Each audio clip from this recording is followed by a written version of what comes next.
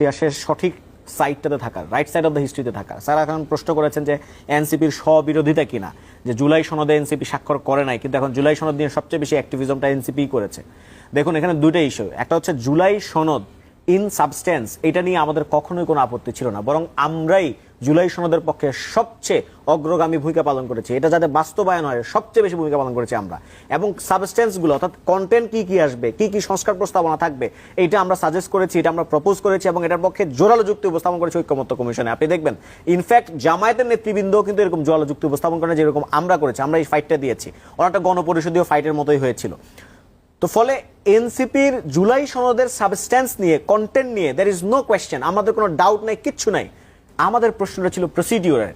আপনি যদি জুলাই সনদটাকে জুলাই ঘোষণাপত্রের মতো জাস্ট একটা কাগজে দলিল করবেন আর বলবেন যে আমার এটা মানতে, এটা সাইন করতে, আমি তো করবো না। কারণ আপনি যদি বাস্তবায়ন পদ্ধতি না দেখান, সেই জায়গা থেকে আমরা বারবার বলেছি যে আপনি আগে বাস্তবায়ন পদ্ধতি দেখান, তারপর আমরা সাইন করব।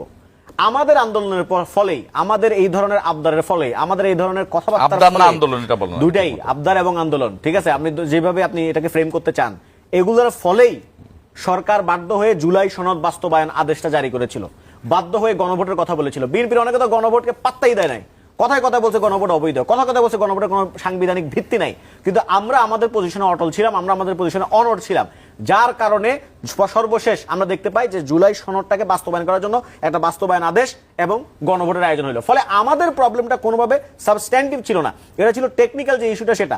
তো ফলে যেহেতু গণভোট আয়োজন হয়ে গেছে এবং গণভোটের মাধ্যমে জনগণের রায় প্রকাশিত হয়ে গেছে, ফলে এখন তো আমার তো জুলাই সনদে সাইন করতে কোনো বাধা নাই।